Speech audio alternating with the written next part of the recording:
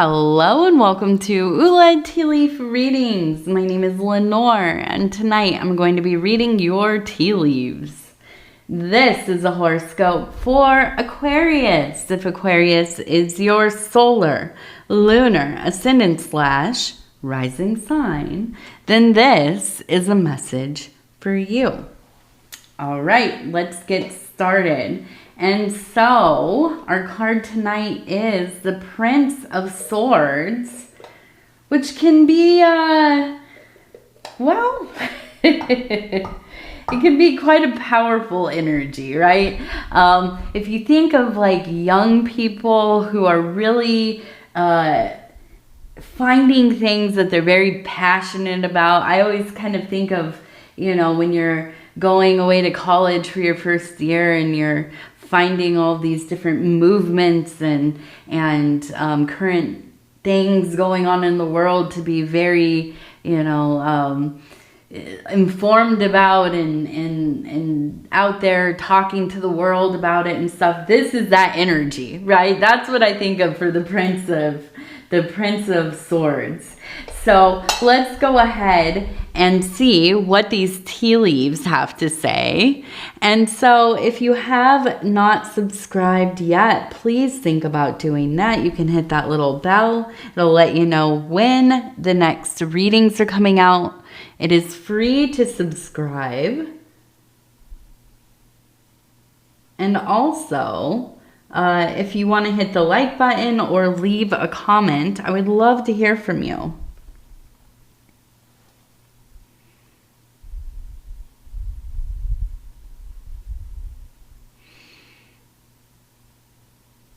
So this one looks like it says cot.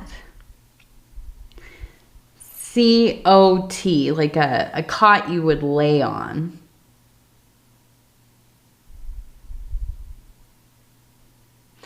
And then over here, we have, it looks like the number 86, 86.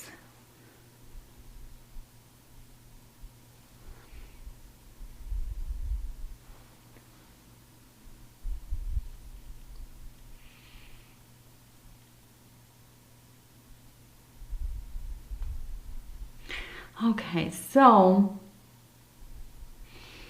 I feel like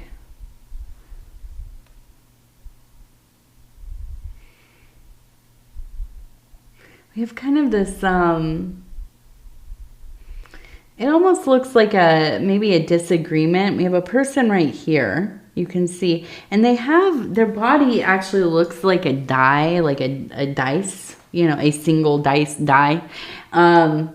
Right here, okay, but their arm is up and extended out like they're pointing at something, and it looks like a W. But we have another person who looks like they're running this way with their fist out, and out here we have another person kind of standing watching, okay, and we have, it looks like a little heart here, we have a bat. And so I feel like we maybe are dealing with somebody who possibly is in a leadership role, maybe head of the family or older brother, sister, or, you know, maybe this is somebody at work. But they seem like they have this like confidence that, yeah, I should be able to be, you know, bossing people around and pointing my finger at things. And I also feel like because we have the die, I wonder if there is something to do with gambling. I mean, that's really the big thing that I can think of here is something to do with their gambling. It might be their job. It could be, well, it could be something that is problematic for them. It might be something they're just interested, you know, they do it and they do it safely, and it's, you know, and it's all good. They're just really interested in it. But whatever it is, I think this is some aspect of them, right?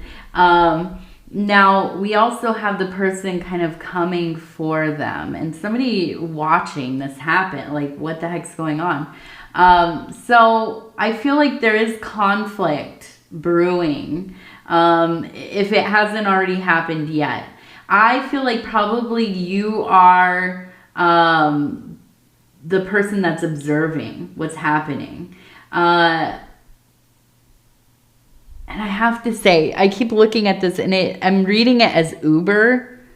U-B-E-R. Is that how you spell Uber? I've never been in an Uber before. I've never actually, I don't think I've ever used any like car thing like that. Like where you call for a ride or whatever. I mean, a taxi, like I'm old. I've used the old school taxi. But yeah, so I don't know. I'm looking at I'm like, why? It's saying Uber for some reason. It also looks like it says CR. Now, I feel like something's going on with this person where, yeah, there's the conflict really happening and you are observing, right? And I feel like, you know, for you, it's kind of really startling, like what is happening here? But I do feel like this is kind of an opening into kind of the reality of their lives, of how they're living, right? And it doesn't, I immediately am like thinking, does it have to do with their gambling, right? I don't know. I don't know if it does or not, but it does feel like there is a general sense of maybe some risk taking and maybe also just kind of, well, I don't know how to really, maybe they have kind of lost touch with their life, right? Their like maybe family unit or their routine, you know, something. But I feel like there's just a lot of anger around whatever's going on. And here you are kind of like watching this all happen. And I feel like it's something that, yeah, it's kind of like heart-wrenching for you. You want to come in and like save the day. You have so much love here, but there's not anything that you could really do, you know. It's a situation where, you know, usually people have to decide they're going to help themselves. And I think that's really the big takeaway here is figuring out how are you going to really be able to just like let things happen as they will, right? Not like fully disengage, but, you know, not like getting in there and trying to like save them from like whatever's happening, or, you know, or getting too involved and then it causes problems with you or them or, you know, whatever it is. But I do feel like, you know, this is really tough for you because you're somebody who wants, especially the people that you love, you want them to be okay. You want things to be okay. And you're like a fixer. You're somebody who likes to make sure that things are, you know, everything is going well, right? And when you can't just get in there and do that, that's something that's really hard to sit in. And I think that's what it really comes down to. It's really hard for you to sit in this. Okay, now I want to look at, we have a person who is kind of walking right here, kind of like this, if you look at it like this, the body and the legs and stuff. And now I was looking at this in two ways. It looks like a person who is praying. You can see like the head here and the body, and here's like their dress or robe or whatever, and their arm is up. It almost like they could be holding a child too. But I'm looking at it as prayer. Now this person looks like they're also praying or holding something up, right? And then this person over here looks like there's the person right here. Here's their head and their body and like their little leg. And they're holding something right here. So I almost feel like it's like everybody is bringing something to the party, right? Nobody's coming in empty-handed. But I also feel like this is a spiritual endeavor. This is like your spiritual community. Maybe it's like, you know, the people at your church or your mosque or temple or whatever. But you have a relationship with them, both divine but also somewhat social, okay? And if you're not involved in like a religious community, spiritual community, you know, this could be like your family, your friends, really close friends. But ultimately, I feel like you're all kind of in this similar place spiritually. And I think that's the important part. That's the part that really keeps you, well, bound together. You know, and I don't mean in bondage, right? Like you cannot leave. That's not, but I feel like there is a sense of unity, okay? And intentional and really choosing to be there, right? With these people and choosing over and over and over again, right? So I feel like there is a real sense of belonging. Now, we also have the person who is kind of coming in. We have a chicken right here, okay? We have some other kind of bird right here, which is kind of really interesting. It looks like an eye as well. And then up here, when we turn this way, it looks like we have a vulture. And here's the head up here, a vulture. And it is kind of sitting here with another bird. Here's the body, here's the wing, and then the head's kind of up here. So we also then have these interesting birds, right, that kind of show up. One kind of more of a scavenger, right, living off of what they can find. And then the chicken almost kind of looks like a turkey, but I'm going to say chicken, right? This is very much like, it represents to me the Divine Mother, because we're looking at, it looks like a hen. And not only that, this figure over here kind of looks like a primordial mother. So we have this like very ancient energy, this mother, this origin, this you know, kind of like the portal into the world, right? The beginning, the alpha, well, you know, like any of these stories of the egg, and the egg opens and out comes, you know, the sun, or out comes the lotus flower when that unfurls, what is in that, you know? And so it really is this kind of, she is the mound, she is the water, she is the beautiful sky above, and she is also that fiery thing, you know, that really does, it runs itself through all things, and that brings that animated liveness. And so that beautiful creative energy. And we have this right in the central area. Now up here we have these birds that are really like, they're survivors. You know, they do what they must, they go where they need to go, they find what they need to find.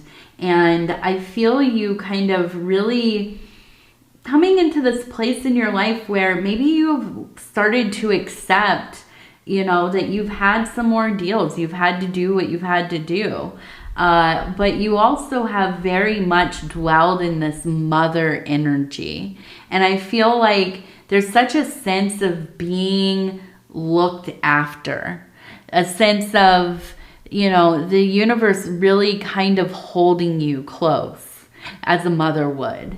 And I think that that has really helped you navigate your life at times when you felt like you had no one, right? Where you couldn't, there was nowhere to turn.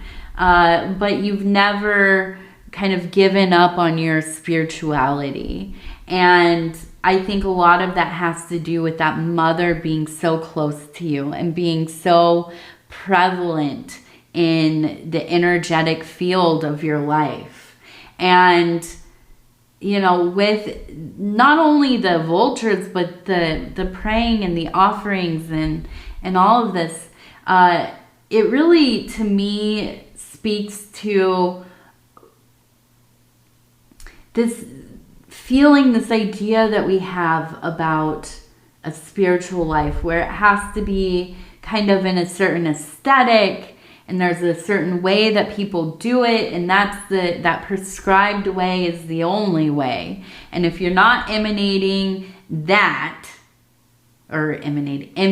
if you're not emulating that lifestyle or that way of living or that philosophy, or, you know, wearing the right clothes to fit in, then you're not doing it right.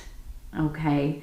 But when I see the vulture, when I see that in line with the prayer and the offering, it reminds me, and I hope it reminds you, that sometimes it doesn't look like anything you recognize. Sometimes it doesn't make sense at all. Sometimes we are taking from, you know, these many systems even. I mean, if you're like myself, I have a very composite idea about what spirituality means to me, what spirit means to me, what the universe means to me, right? And so, you know, I look at this and I feel like it's like accepting that, yeah, it's not always pretty and polished and perfect. Sometimes, yeah, it's really primal, and it's really kind of gory, and it's really hard, it's difficult, you know, and it doesn't always have to be like brand new, you know, a very sterile way of walking through, you know, your spiritual experience. No, this is, you know, rolling in the mud. This is, you know, screaming beneath the fiery sky. This is, you know, jumping through the funeral pyre, you know. I mean, it's just, there's a wildness to it, right? It is not anything that is limited to any one thing. And so this is exciting to me to see this, to see a really kind of, well, it feels like a natural progression, right? It doesn't feel like a put on. It doesn't feel like we're just kind of, you know, doing the song and dance. This is true, right? If anything can be true, this is true. Your devotion to your way. And then over here, I see we have, yeah, it looks like the Emperor. So I feel like we get to a place where there is a wisdom that is really taking hold, right? You're putting in the time and the effort and the work. And that's what has to be done to take knowledge and transmute it into wisdom. Okay, you have to have a practical understanding of the thing. And so, you know, I see you kind of really getting into that place where you could even maybe be a teacher, you know, be some kind of guide, write the books, right? You know, sing the songs, lead the mass, and I don't know. Yeah, I don't know if that's what this is all about for you. I don't know. But I do feel like it's like opening a door and walking into a new room that you've never been in. And for some reason, it feels like it's like an apple green, like this, like the walls. It's refreshing. It's a lot, but it's refreshing. Now, let's take a look here. It looks like it says AM, so maybe something in the morning. We have a dog. We have time, an axe, and a dog. So I feel like there is a time where there's a cutoff here.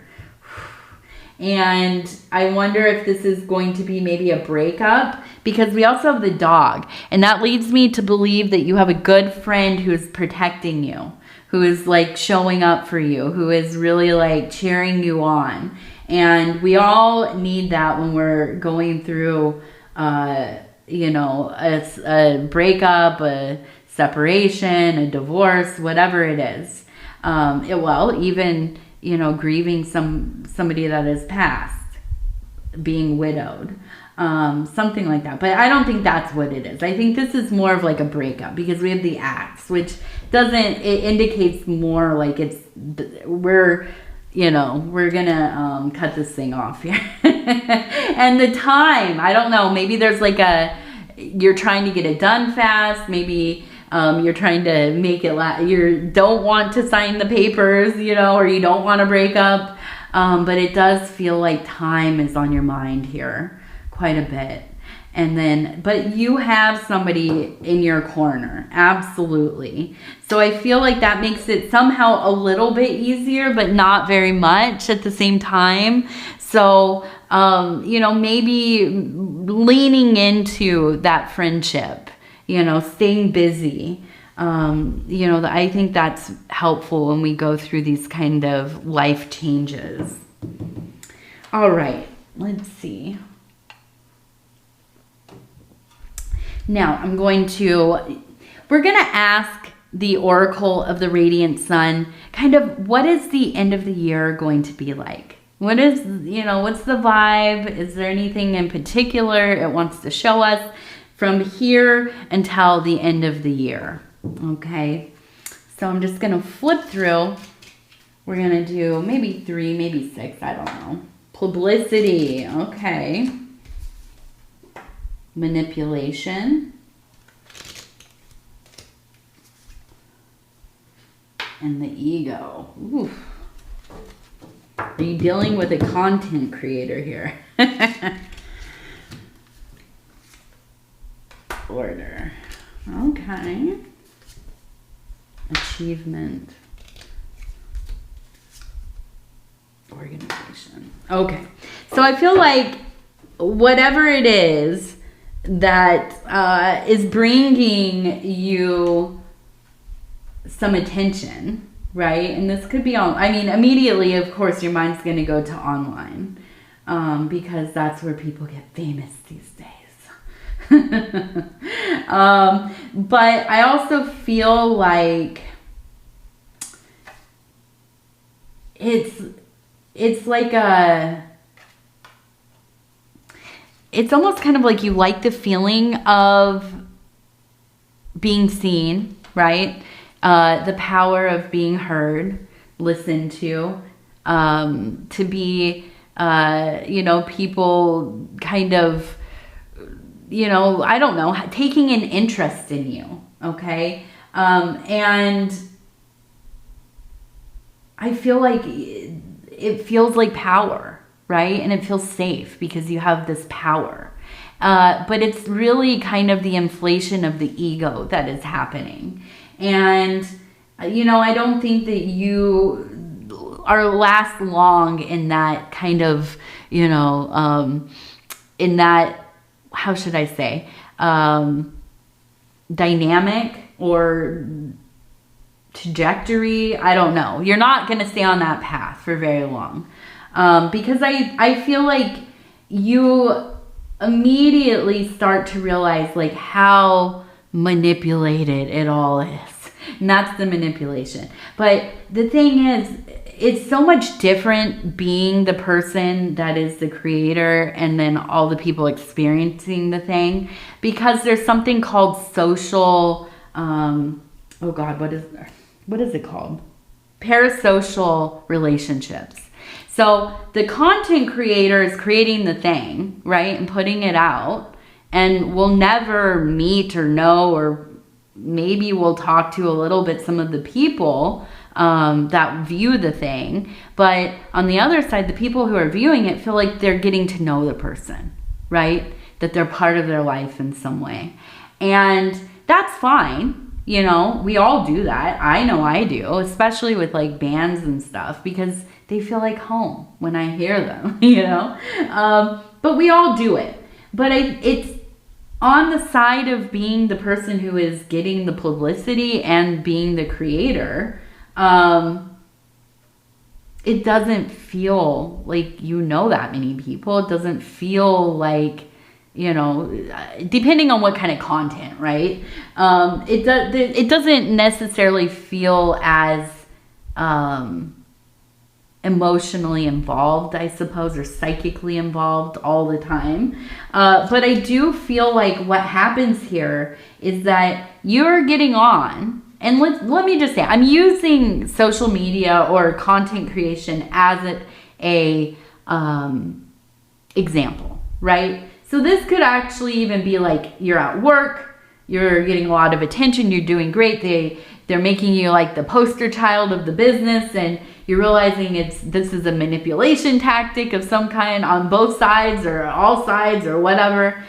Your ego has been inflated a little bit, and then you start coming down from that. And I feel like ultimately it ends up that you find a lot of success in focusing on the actual behind the scenes stuff, right? You're really good at like, well, I'll continue with the content creation thing, right? Like, you don't mind making the content, but where you really excel is in like editing and coming up with like really cool cuts, and, you know, knowing how to like put together a studio and how to like, you know, do all of the things that the algorithm loves. And this in itself is an entirely different job than creating the content, but a lot of us, we're doing all of it, right?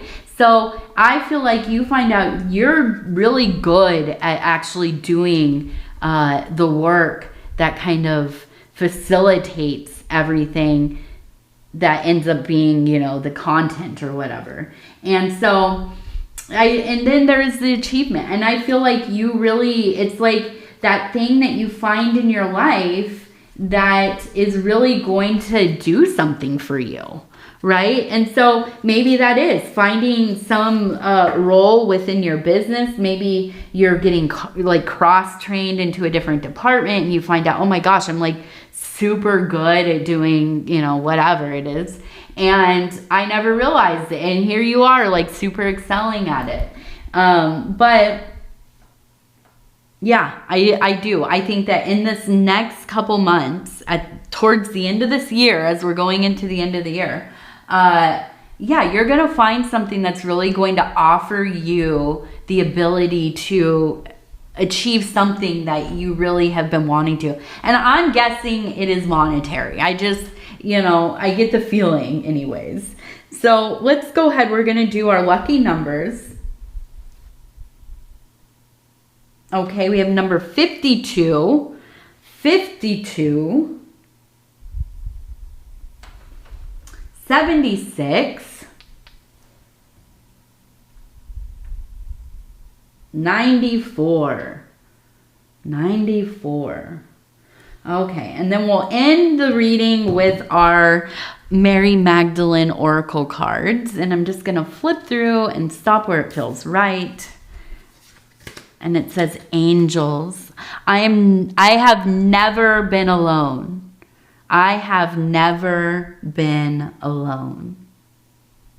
Beautiful. All right. Aquarius, I love you. I hope you know that. I love you. I love you. I love you. And I thank you so much for spending this time with me. It's always such an honor for me to be able to bring these messages to you. And if you would be so kind as to like the video, it helps the channel. And if you haven't subscribed, think about doing that. You can hit the little bell. It'll let you know when the next readings are coming out. It is free to subscribe. Also, if you'd like to leave a comment, I would love to hear from you. Absolutely. All right, with that, I'm going to tell you again, I love you, I love you, I love you. Take care of yourself. We'll talk again in a few days. Good night. Good night.